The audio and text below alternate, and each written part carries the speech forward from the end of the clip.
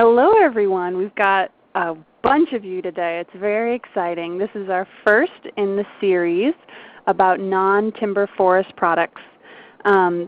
It's put on as a partnership between the American Tree Farm System, which is the largest and oldest sustainable woodland system in America, and Extension and the Agroforestry Center. So this has been kind of exciting to put this together. For our first webinar of the series is Janine Davis from Ginseng to Mushrooms, Goodies from Your Woods. And she's going to give you, I was looking through her slides last night, and she's going to cover nuts to bolts, or whatever the expression is. She's going to cover everything. So I hope you're ready to take notes. But actually, you don't need to take notes if you don't want to. The slides and a recording of the presentation will be sent to you automatically. So, you know, if you happen to have your internet cut out, or if there is audio problems, just rest assured you will receive the recording. And let's see what else. Oh, if you're interested in continuing forestry education credits, this is worth 1. And in a month's time, I will be sending the full list because we give people a month to watch the webinar. And I think that is all the important stuff. I will be keeping track of questions. And so if you have any questions, put them in the chat box. But I believe Ms. Davis is going to address those mostly at the end. And I think that's everything. But if you have any questions about anything, you can just put in the chat box, and I will be responding to like more logistical questions, not things about mushrooms, because my advice would probably get you killed. So now I can turn it over to Janine Davis. Thank you, Mackenzie. Try not to get anyone killed here myself. And I see some of my friends saying hello on the chat. And I just want you to know that my multitasking capabilities are limited. So Mackenzie's going to go ahead and forward questions through to me on a special box. So I'm not going to try to keep track of that whole chat going on. So I'll look at that later on. That should be fun. Well, welcome to our first in this webinar series, and I feel so honored to be able to kick it off. And I hope, I really whet your appetite for the rest of the series, because it looks like a really great series that we've got going on here. So for those of you who don't know me, I am Janine Davis, and I'm an associate professor and extension specialist in the Department of Horticultural Science at North Carolina State University. I'm a very fortunate professor with NC State that I'm located in the mountains in western North Carolina at a research and extension center, and I'm surrounded by these beautiful forests here in the Blue Ridge area. So it's a really great place to be working on non-timber forest products. I've been here about 26 years, and my job is to help small and medium-sized farmers continue to generate an income from their land. So I do a lot of work looking at specialty crops. And being here in the woods, that's turned out to be a lot with woodland medicinals, ramps, a little bit with galax and mushrooms. Also, I do things out of the woods, so we have programs on hops and truffles and lots of other fun things. I'm a very firm believer in conservation through cultivation. What that means is many of the products that we harvest from the woods are in really high demand, and if we just keep wild harvesting them, we could just wipe them out completely. So by cultivating these within our own forests, we can generate income for ourselves. We can probably provide a much more consistent product that's as good or better than what would be wild harvested. And at that same time, then, we're helping to preserve native populations. So let's go ahead and get started. This is just going to be an hour introduction to the topic, and I do have 26 years of material all collected. So if you'd like to read more about the programs that we have here in western North Carolina, watch some videos and read some leaflets, you can go to my website at ncherb.org. I also maintain a blog where I talk about current things going on within our program, within the industries I work, and that's at ncalternativecropsandorganics.blogspot.com. There is an index there where you could just click on one topic and read all of the posts on that topic, or you can also subscribe to it and get an email when I post. I also maintain Twitter and Facebook accounts where we have interesting, fun, and I hope educational discussions. On Twitter, that's Janine NCSU. Facebook is janine.davis.50. And I'm fascinated by all the discussions going on wild harvesting right now on Facebook. I am learning so much from the people that are on those discussions. And with ginseng season opening up, it's in just like 2 weeks, it is very active at the present time. So you might want to check that out.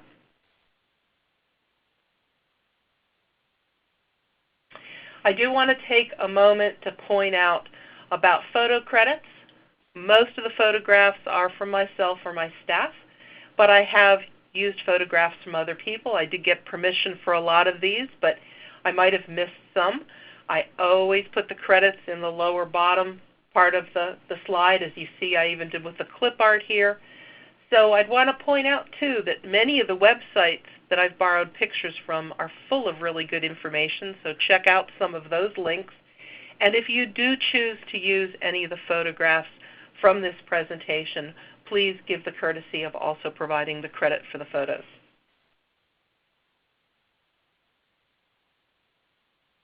So let's talk a little bit about the history of non-timber forest products. And this really goes to going out in the woods and wild harvesting materials, plants, fungi, all kinds of things. And this is a very long time tradition, as old as time, to go out and gather things that you need from the woods. And particularly in the Appalachian Mountains and in the Pacific Northwest, generations of people have earned a sizable income from harvesting things from the woods.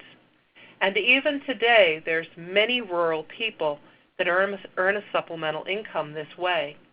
If they have access to the woods, if they have knowledge of the plants and the fungi, and if they have the stamina and desire to wander through the woods and gather things in a sack and carry it back out and find a market, they're doing so.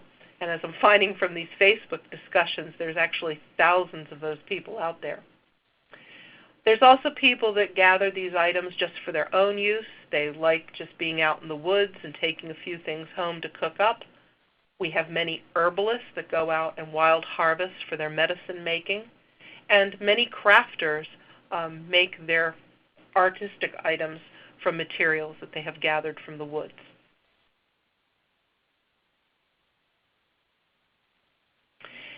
So making an income from the plants and fungi is not a new idea, and there is documentation on this and actually some wonderful stories to be read about this practice.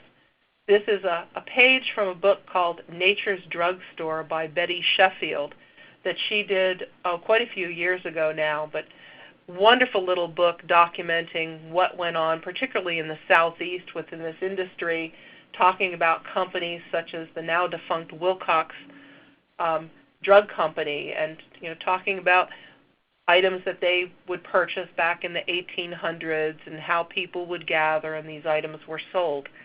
And as you could see, the little headline there from the 1950 Journal Sentinel, Roots and Herbs, a Financial Tonic for Carolina Mountain Families. So this has been a way for rural people to make extra money oftentimes when we have tough financial times. And now there's a renewed interest in many kinds of wild forest products. This is really a good time to be looking into this if you've not done so before.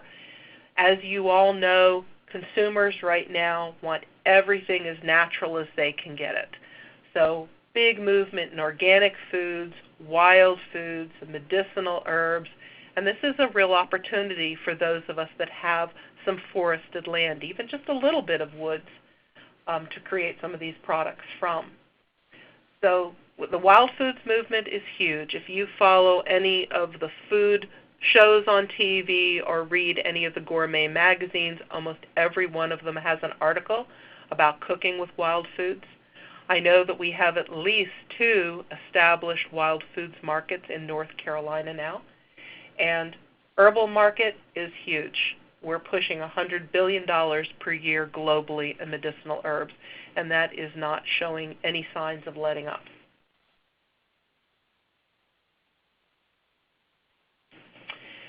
I do want to remind all of us that we need to be kind to our forests. We need to know that any of these activities can be very detrimental to the ecology of our forests. If we want this here for us to generate income from and for our children and our grandchildren, we need to take care of this resource. So if you're out there wild harvesting, be responsible about it. Think about the damage that you can be causing by just going through the woods. When you harvest from an area, think about how much you take. Don't be greedy. Think about how much you need to leave for that population to continue to grow and reseed itself and be there for you to come back in a couple years and for you to bring your children back to learn from. If you own a forested area and you already have populations of these plants, you can manage those. So, you can go through and do some harvesting. Maybe you have a patch of black cohosh. You can go back this fall and maybe cut up some of those rhizomes and expand the size of that population, or move some over to another area in your woods and manage your existing populations. Or maybe you want to start new ones. Maybe you don't have any black cohosh or ginseng on your property. Then you can go and buy seeds or planting stock from a nursery and establish your own. If you're wild harvesting from other people's property, of course, respect that private property. I know in some areas this is a real issue because for generations people freely wandered through these woods, and now as new people buy up that property, they're pretty strict about their property lines.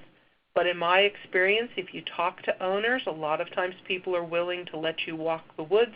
They're real curious about what you have there. So respect that private property. If you're on public property, find out if you're allowed to wild harvest there and whether you need permits. Ginseng, for example, on a lot of the federal land, there's a lottery system for a limited number of permits to harvest ginseng. And be sure to follow all the laws, and there are state and federal laws for many of these plants.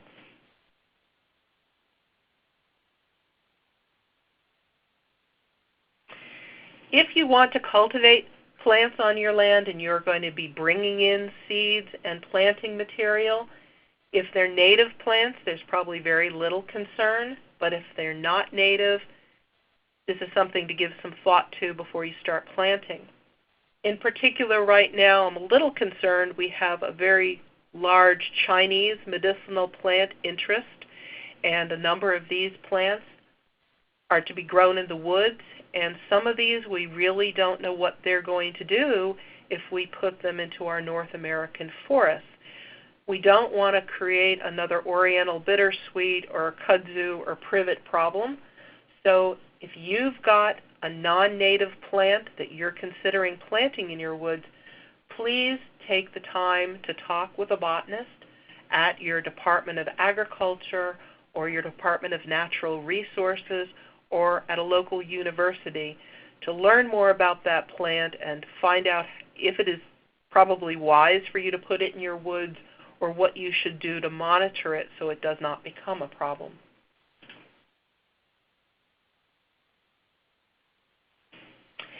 And you might want to consider incorporating non-timber forest products into your forest management or natural resources plan.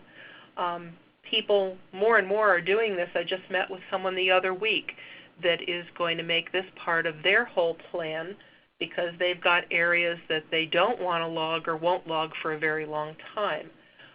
The rules seem to vary from state to state and even county to county.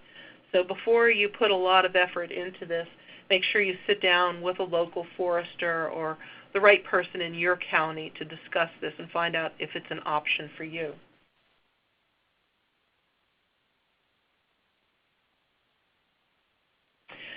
Okay, so my objective here today is not to teach you how to grow these particular items or how to harvest or wash or market them.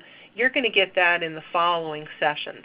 What I'm supposed to do today is just introduce you to this big, wide world of non-timber forest products, show you just how big it is, and hopefully get you excited about some of these things, give you a chance to maybe go out and do a little searching on the internet and learn a little bit more before you get on with the rest of the series.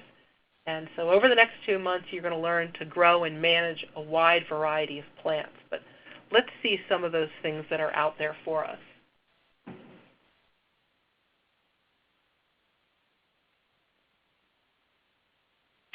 So we're going to start with the woodland botanicals. This is the area that I've spent most of my career working with.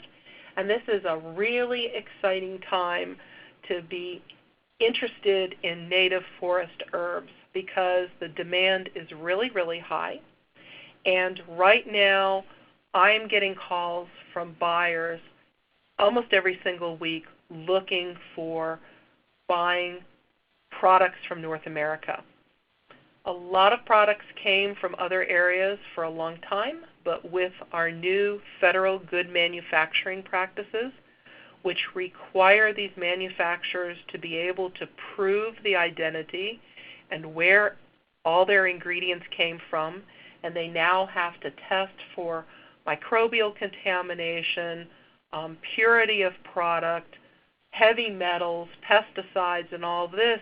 These companies have found that they can get the best quality product if they come to North America.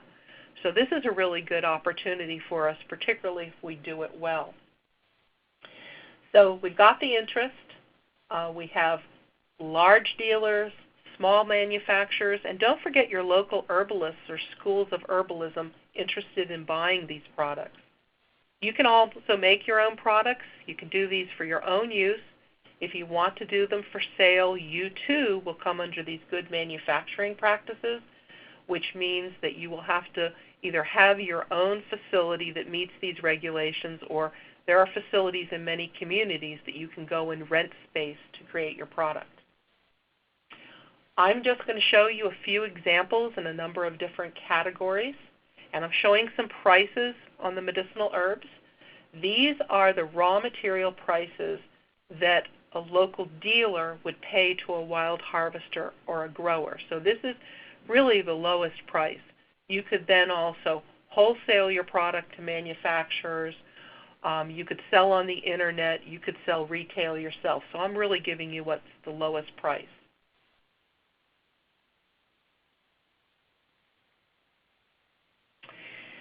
When we talk about growing these woodland medicinals in the forest, we usually talk about two kinds of production methods. One is a wild simulated method, such as what you see up in the left-hand corner of your screen with the gentleman there. And that was actually a Chinese ginseng specialist coming out to inspect wild simulated ginseng production.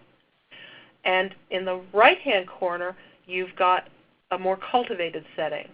So in the upper left there, that's wild simulated, where you're basically scattering your seeds or planting rhizome pieces of your herb and trying to let it grow very natural. You're not really doing anything much to it. In the lower right, you can see that's golden seal there, and it's in very tidy little beds. That area had been cleared out. The land had been tilled. There was fertilizer and lime added to that area, and then it was planted in beds, and then it's being very closely kept weeded and sprayed for any diseases. So you can see there are two different systems. For many of the herbs I'll discuss, you're going to get higher yields from that woods cultivated situation, but your inputs will be higher than the wild situation. But for ginseng, how you grow it is going to greatly affect the value of your crop. You're going to get a root that looks much more wild from the wild simulated setting, so it will be more valuable on a price per pound basis. When you do it in the woods cultivated setting, it grows faster and it's a smoother root. Your yield will be higher, but your price per pound will be lower.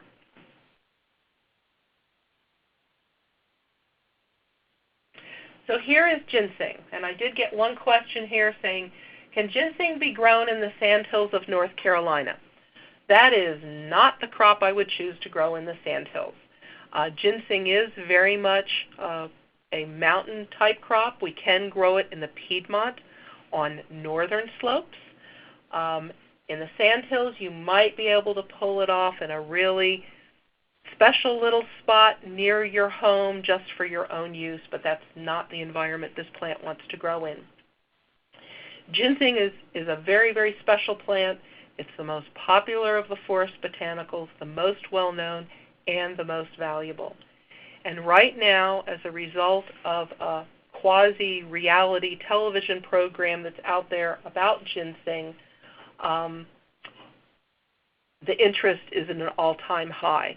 And I'm getting questions by phone and email daily about where people can find this and how they can grow it.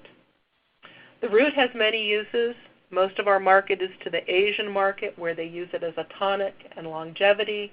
It's used to treat many, many different conditions. It's also valued for how it looks. This is why the way ginseng looks is so very important of that root. And some are actually done as gifts, where they get mounted into a box and sold as a gift. So that's very valuable. Prices vary by year, and they vary across the season. The wild ginseng season throughout most of the U.S. opens September 1st and runs through the end of December. Last year, the season opened with wet, that's fresh ginseng prices of around $250 per pound. And then a few weeks later, you can start selling dried ginseng. And last year, that was around $800 to $1,000 a pound. Some people tell me up in the Northeast they were getting $1,200 a pound. Before we all rush out and harvest ginseng, realize that 1 pound of dried wild ginseng could contain 200 or more roots. Poaching or stealing is a very serious issue with ginseng. Matter of fact, this is a very big concern of ginseng growers at the present time, because they're afraid that these television programs are just going to have people wandering the woods everywhere digging up these plants. So before you plant ginseng on your own land, I suggest you give this some thought. How can you protect your plants? And take that seriously, because it's heartbreaking when you grow ginseng, which takes a very long time to reach harvestable stage. You put 7, 8 years into this plant and somebody comes and takes it all. There are state, federal, and international laws concerning ginseng. It's protected under the Convention on International Trade of Endangered Species. It is not endangered. It is protected in all these different states. But what these laws mean, that before you can sell ginseng across state lines, they have to go through a registered dealer. Now, you yourself can become a registered dealer with your state, but most growers and wild harvesters choose to sell their roots to a registered dealer and let the dealer deal with all the paperwork with the state. And what they're trying to do is monitor ginseng to make sure that the roots aren't continuing to get smaller and smaller, and so then they would put more regulations on them. Now, ginseng is extensively cultivated as a horticultural crop in some areas, in particular in Ontario and in Wisconsin, where it's grown under artificial shade crop, and it's grown very intensively. They pull off a crop in 3 to 4 years. The roots are not as valuable on a price per pound, but they produce thousands of pounds to the acre. But it really is a very different product than what we produce. Someone's asking about whether there's insurance coverage for things like ginseng, or allowing people to collect from your land. For the ginseng right now, I don't know that we're able to get any kind of insurance to cover this crop. I hope this changes in the future for many specialty crops. In terms of getting coverage to let people wander your land, there are now more and more policies out there that allow us to have liability protection if we do any kind of agricultural entertainment or education on our land. So check with the insurance agents that deal with farm activities. This is golden seal. This is a plant that I have worked with for a very long time. In North Carolina 26 years ago, this was on our endangered species list. It is no longer on that list. It was taken off in 2010. I don't know if my efforts had anything to do with that or not, but it is still a plant that many of us in North America feel very protective of. This is the poster child for United Plant Savers, and if you're not familiar with that organization, I encourage you to look that up later this afternoon. This plant is protected under the Convention on International Trade in Endangered Species, and this means that if golden seal is going to be exported out of this country, that you need to be able to fill out a piece of paper that shows that this came from legal sources, that the roots are at least 4 years old. So, you need to understand these rules and regulations ahead of time. There are a number of folks that grew this plant and weren't able to document this in any way, and this limited their marketing ability with the product. So get educated on that. Golden seal is a very valuable plant. It has a very long history of use. Right now it's very popular as an antimicrobial and often sold to be used with other herbs because of its synergistic effects. The prices on it are highly variable. Right now I'm seeing it sell for about $26 a pound. Certified organic, I've seen $75 to $85 a pound. But it's a fairly easy plant to grow. Unlike ginseng, ginseng can get a lot of diseases. Ginseng can be challenging. Golden seal is quite easy in comparison.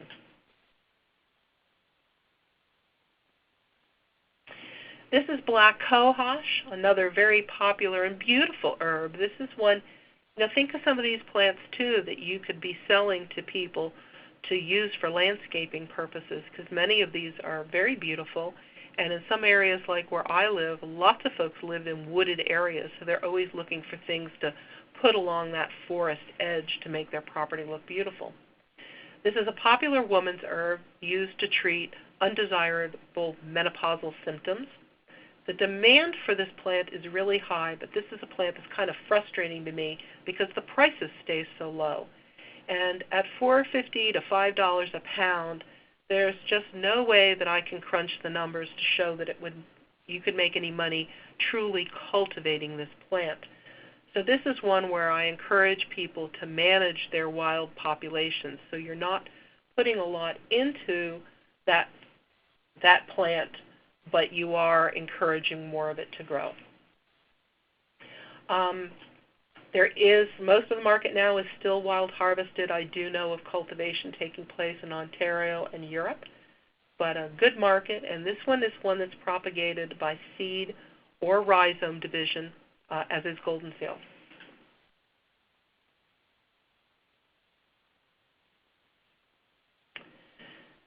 This is bloodroot, a beautiful plant.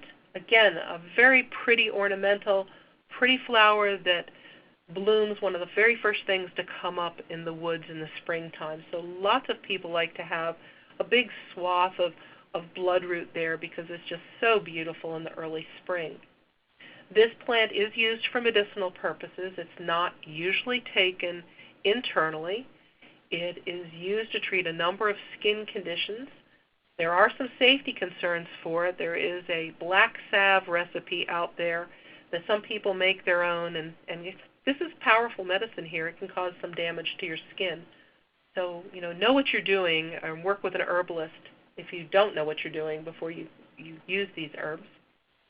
It's also a very popular dye plant, and the popularity of natural dyes is definitely on the increase right now. So if you're looking for new products to produce, that's something I encourage you to look into. We recently finished up a project working with Native American basket makers because they use bloodroot for a dye for those materials. And people I know are also dyeing various kinds of fibers using bloodroot. This is a very easy crop to produce using seeds or root divisions, but it does take a very long time to grow. It's probably 5 to 6 years before you have roots that you want to harvest. I am happy to see that prices are increasing. For a long time they were $8 to $9 a pound, and it was hard to make money at that amount, but at $16 a pound we can. And I have buyers looking for bloodroot growers right now.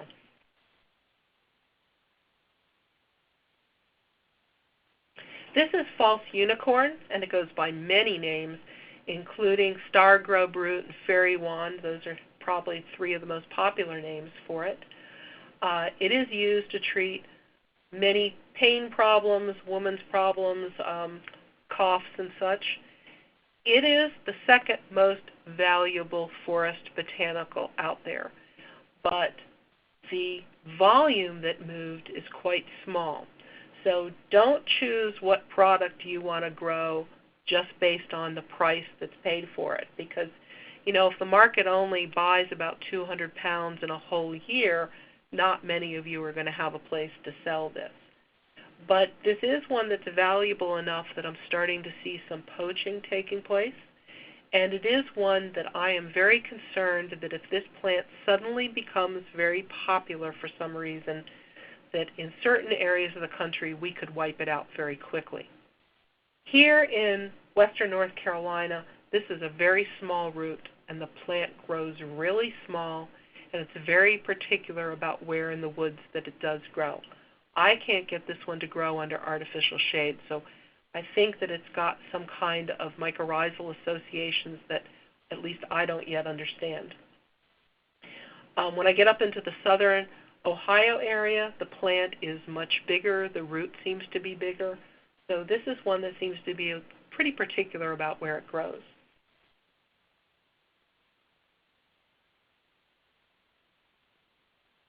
This is wild yam, another popular woman's herb, as many of these are, which also points out that women are the chief users of herbal products and the chief consumers. The root, again, is used on this herb. The prices aren't real high, but this can usually be found in very abundant patches and is usually quite easy to harvest. But it is one that I urge you again to be careful to sustainably harvest. Be sure that you leave enough material there for it to continue to grow and don't come back to those same patches year after year. And it's one that I know that when we try to cultivate, it cultivates quite easily.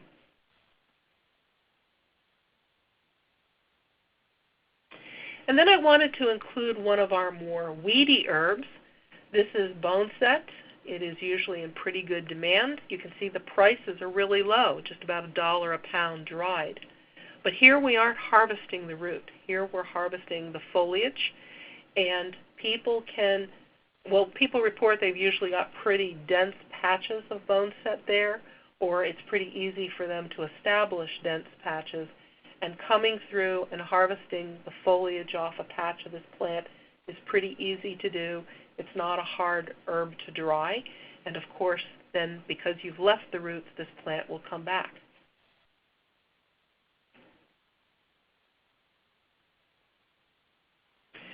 So growing most of these herbs is something that most of us can do quite well. You're on here on this webinar because you enjoy being in nature, you enjoy growing plants.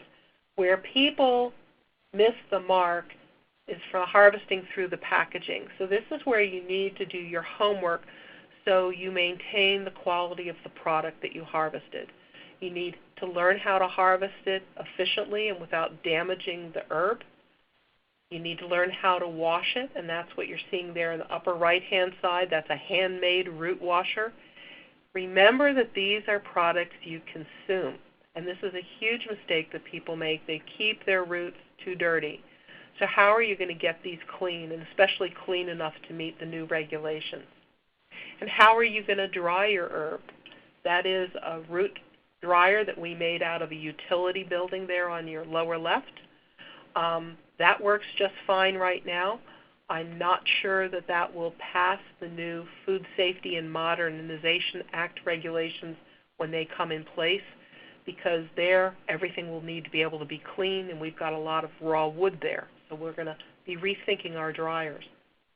And then, of course, you've got to package things correctly so that they will stay clean and dry, not reabsorb a lot of moisture from the air, and be free from insects and rodents. So these are all things you should be thinking about, planning for, and maybe practicing a bit before you harvest your crops.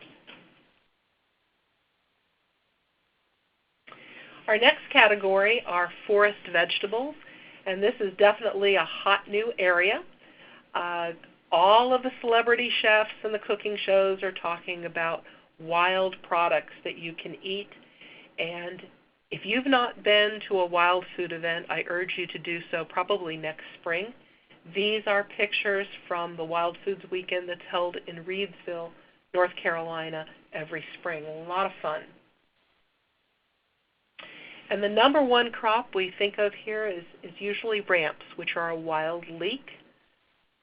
They grow very prolifically in areas where they exist, particularly in West Virginia. There are big patches of ramps. And ramps have been a spring tonic for rural people for a long time. Back hundreds of years ago, when people went all winter without eating greens, as soon as these ramps came up, they consumed them to get much-needed vitamins and minerals. Now they're popular. They're a great fundraiser for many community fire departments, civic groups, EMS groups hold these big festivals in the spring, and now this has been picked up by celebrity cooks.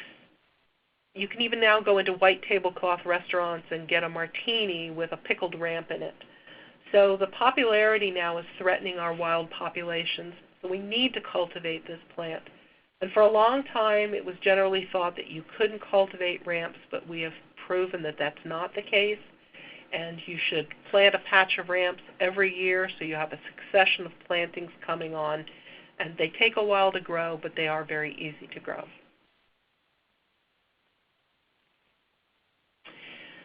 There are many greens that are just growing in our forests or along the edges of our forests that are popular right now, especially people like something different than just lettuce.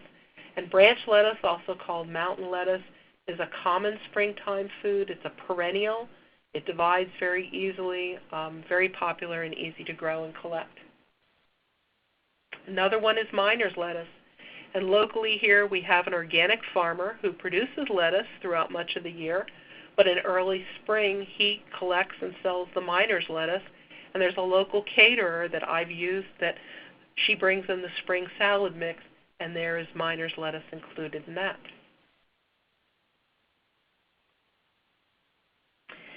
The nettles, the stinging nettles, I could have included just as much in the medicinal herb section as in the food section. This is a perennial. In some areas, it's maybe a little too prolific for some of our tastes. Very, very nutritious. Makes a very good medicinal tea. Again, another one that women, particularly older women, are encouraged to drink their nettle tea. And right now, I have a list of buyers who are looking for nettles. Right now, nettles are hot, and they can't get enough of the nettles. So if you can find a way, if you've already got a patch of nettles and you can find a good way to get those harvested and dried into market, they're bringing $3 to $5 per pound dried, and the seeds are worth $15 a pound. So this is one some folks are looking at. And here's a southern specialty, poke or pokeweed. This one I put up here to remind people that, we can't just go out and nibble on everything wild that's growing out there. You do need to be knowledgeable about the wild foods just as you do with the wild herbs. Parts of this plant are very toxic. Matter of fact, the people that cook poke for me to eat tell me that you need to boil and drain this at least 3 times. To me, that's a little scary, but there definitely is a market for poke.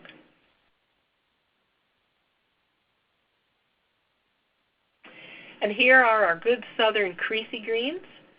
These are a native plant that some people just collect from the wild, but we have people here in the South that actually plant out creasy greens, and we have a production guide at NC State on how to grow your creasy greens.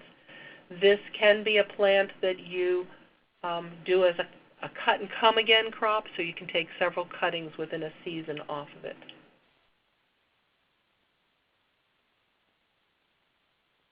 Now here is a non-native plant.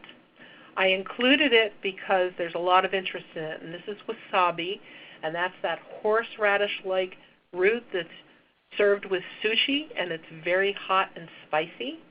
And it wants to grow in flowing streams, although I know someone who's doing it in kind of a greenhouse setting. There is a high demand for fresh wasabi, and there are some growers in the Pacific Northwest, and I know of some small producers in North Carolina and Virginia.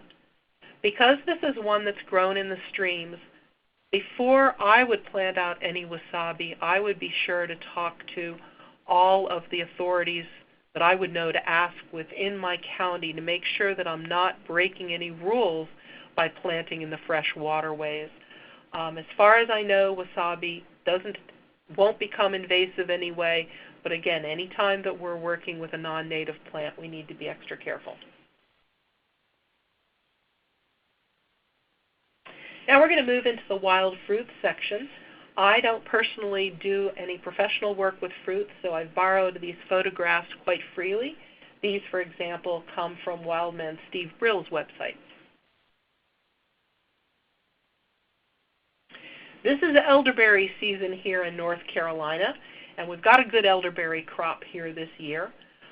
Very popular. These are often growing along the woodland edge, and when I was in my 20s, we made a lot of elderberry wine, but right now there's a lot of interest in elderberry syrup.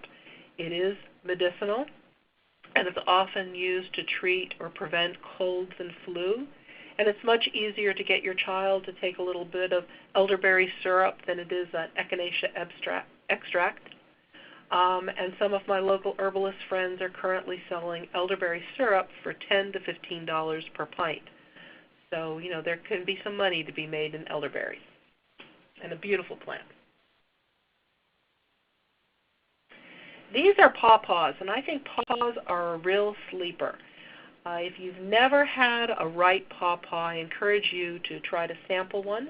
I know that there is a pawpaw festival coming up in the Piedmont of North Carolina real soon, and there has been a long-time program on pawpaw growing and I believe breeding at Kentucky State University, so you can get information there.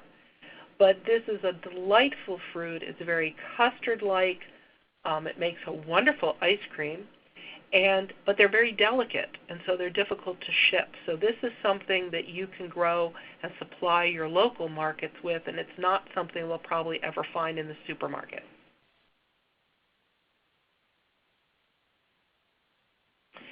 Blackberries. Blackberries are one of the most nutritious berries that are out there. And yes, you can buy cultivated blackberries, but think of it that just being able to put that word wild on your blackberries immediately adds more value to it.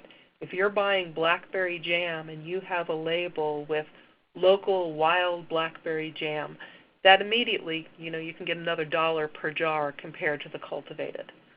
So this is something that many of us just already have on our property, and with some good weeding, maybe some thinning a little bit of the trees in that area, some pruning out, you can encourage those plants to produce better than they already are. However, these can be invasive. The same thing for blueberries. I just noticed today a number of advertisements coming across my email that local blueberries are in season, both wild and cultivated, and come on out and harvest on a pick-your-own basis.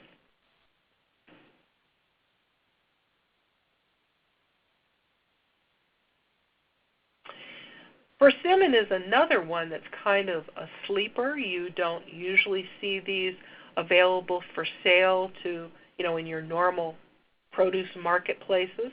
The ones I find in the supermarket are usually not something worth eating. So if you can produce a quality persimmon, and it's, again, a wild persimmon, and you know how to harvest it, it can be a real delight. This is one where you probably have to teach people how to eat it, so supply recipes. Right now I'm seeing it being used in a lot of the newer cooking books, our cookbooks, being served with various kinds of meats and made into kind of like a salsa type item. So persimmons are, they're a beautiful tree to have around, so that might be something that you already have on your property or you would like to plant. I'm going to introduce you to some of the wild nuts, but I must say I have absolutely no experience at producing nut trees. I just like to eat them. The acorns are one that I now include in this presentation that I didn't used to do, and this is because of all the interest right now in eating flours that are not wheat-based. Some of these are for our gluten-free consumers. Some are from people on paleo diets. Some are just from people that are looking to get more protein than they do from, or think they get from their wheat, because I'm not really sure what the protein content is. But I'm also seeing this being driven by, we have a segment of our population right now that is trying to get back to eating the way foragers used to eat, and so making flour out of acorns seems to be the thing for them to do, and I get a kick out of the fact that they will pay people to do this for them so they can buy it in a package over the internet. But if it's a way for us to make some income from our woods, we can do it. Black walnuts.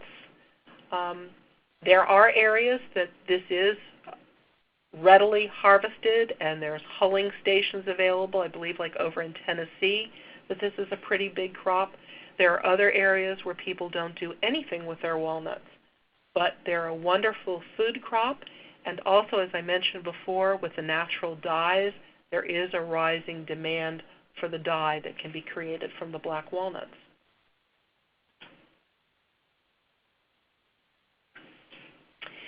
Hickory.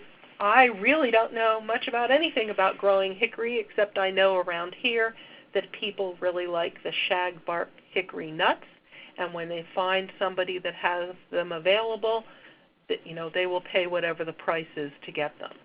So this is something just to consider. Is there some kind of local specialty that people would like in your area, that maybe people remember eating as a child and they don't have a forest anymore, and so they would love to be able to buy those on their farmer's market? Our mushrooms. There are so many mushrooms that can be wild harvested or cultivated, and wild mushrooms are really popular right now. But I urge you to exercise great caution with mushrooms because many are so toxic. So join a local mushroom club or mycology club, or attend some classes to learn to identify them properly. The shiitake is a non-native mushroom.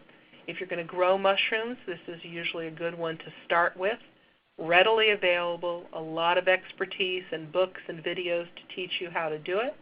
Pretty easy to do if you have access to some oak, about 4-inch diameter oak that you can inoculate. It's a good mushroom to start with, and consumers are very familiar with them. Morels. Supposedly some people are successful cultivating morels. I don't know anyone that is yet, but there are morels that grow throughout our forests, in some areas more than others, and they're very precious, and nobody's going to share where their morel patch is. But I know some folks that made a tidy income selling morels this spring. Oyster mushrooms. There are many wild oyster mushrooms, and this is also a very easily cultivated species, and one becoming more familiar to consumers, which makes it a little easier to sell.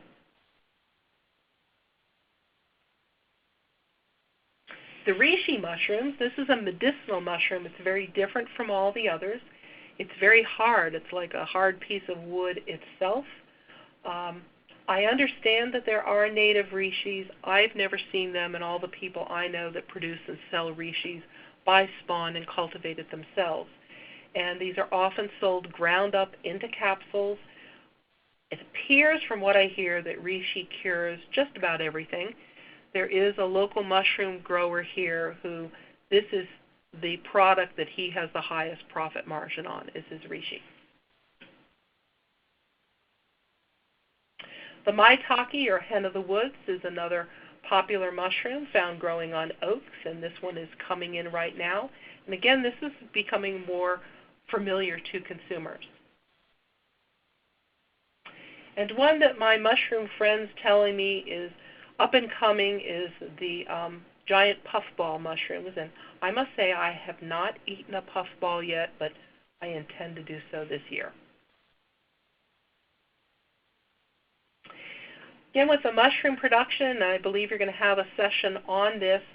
It's not hard to learn how to do this. There are usually workshops given in February and March on how to grow shiitake. And I'd urge you to attend one of these and get the hands-on experience doing it. It kind of demystifies it a bit. Growing mushrooms is actually quite easy.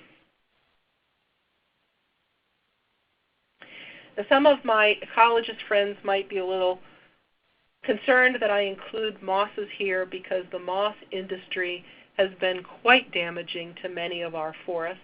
However, we've got a number of people out there like Annie Martin, shown here in this photograph, who are working to show that mosses can be cultivated, they can be saved from areas that are being developed, and that we can, again, do conservation through cultivation. And she has a book coming out in the spring, and she has been installing beautiful moss gardens and moss roofs all throughout the Southeast in recent years. And other people are doing so also. She's someone local I know of. And there's other decorative products such as the galax. The leaves are used in the florist trade because they're very long-lasting, they're large, leathery, shiny. In the colder weather, they're red, they're very popular. We need to be cultivating galax because harvesters come through and often do a lot of damage to the native population, so we should be cultivating that one. There's also crafting products such as burls that wood turners turn into beautiful decorative vases such as this. And let's not forget the tree syrups. On the left there, that's gathering maple syrup the old-fashioned way.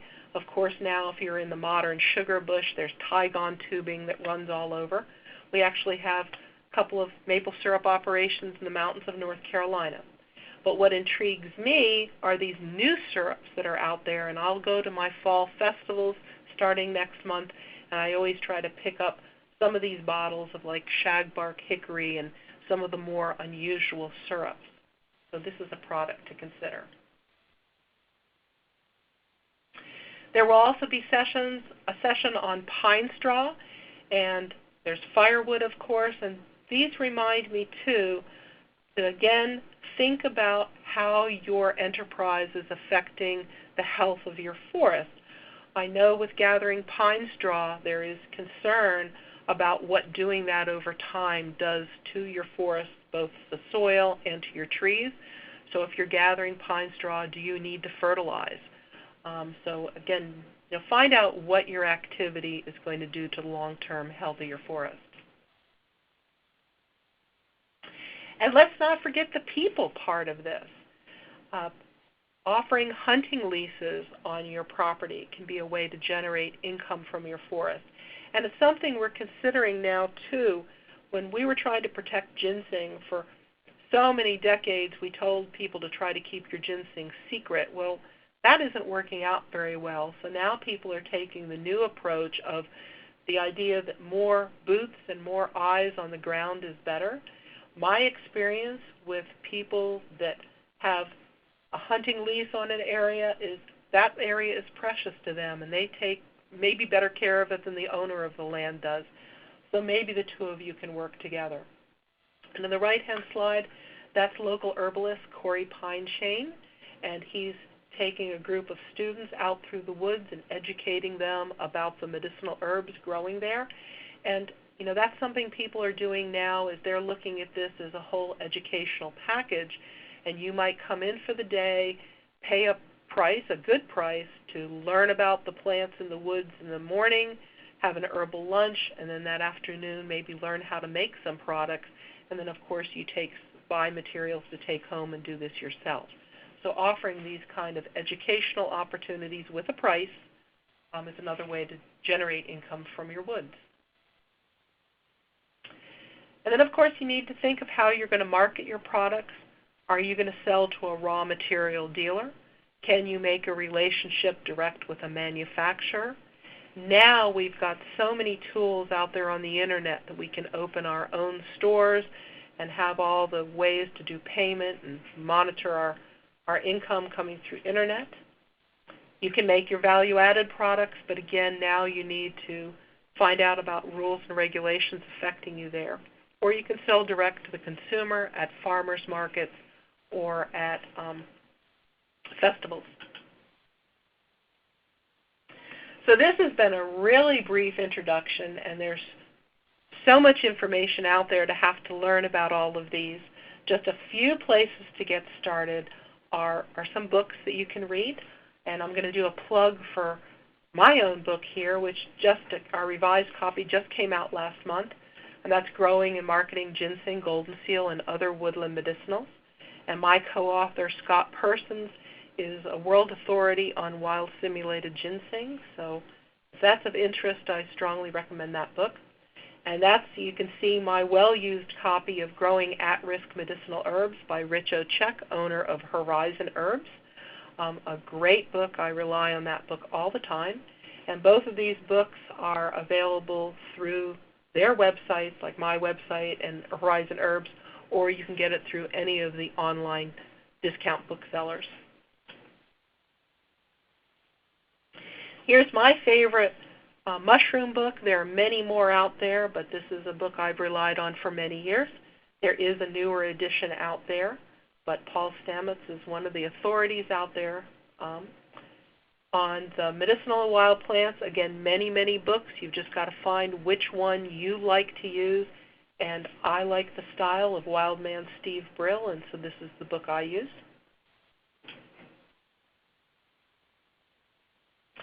And this is my favorite. Even if you aren't going to grow ramps, if you like ramps, I suggest you get this book. Glenn Facemeyer of the Ramp Farm in Richwood, West Virginia. He spent his whole adult life involved with ramps, and they made ramp products. They have a ramp farm, and the book has recipes in there, and it's just a delightful book with great stories about it, and like I said, recipes too. Fun little book to read. So with that, I'm going to try to deal with some of your questions that have come through here. And so just give me a second here to read through them a minute. Our fungus specialist. So Anthony asked here about who our fungus specialist is. I would look to see who your local fungi specialist is. Every area has somebody in there, around them that does this very well. We've got quite a few here in western North Carolina, but they're all over the nation, and so I would ask locally, like at your extension office, who you have there. When you spray in the woods, Anthony also asked about spraying in the woods and being organic. I'm all about doing organic agriculture. In particular, in the woods, I try not to use any sprays. What I have found has been a key is don't try to get too greedy. Don't try to plant too densely. Put populations in different areas. So if you hit a spot that gets a disease, hopefully it just affects one of your plantings and not all of them. But yes, this is something you need to be very conscious of, and that should be discussed in some of your other sessions here. Ginseng in New Hampshire, yes, ginseng will grow in New Hampshire. And is ginseng grown from a crown or a seed? Ginseng just comes from a seed. Anthony asked, can golden seal be grown in South Mississippi? I think that is subtropical hardwood bottomlands with pines. Mississippi is not where I would consider growing golden seal. Again, in northern Mississippi, you might be able to do a little bit for your own use, but ginseng's a pretty particular plant about where it grows. So the USDA plant database has some very nice maps for all of these plants that will show you their native ranges, and if you're within those green marked areas, you've got a good chance at it. Let's see, wild cardoon stems.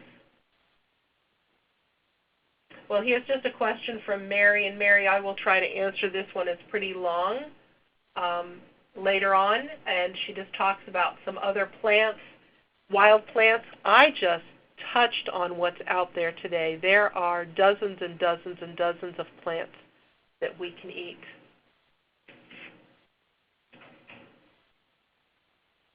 Betsy asks about truffles. We could do a whole session just on truffles, and just on Saturday I attended the North American Truffle Association's summer meeting. I don't consider truffles a forest plant. I did not include it in this presentation because you have to plant a truffle orchard. The mycorrhizae will not compete within our forests with our native mycorrhizae, so that's something different. So a number of people have asked questions about deer, and yes, deer can be a problem with most any plant.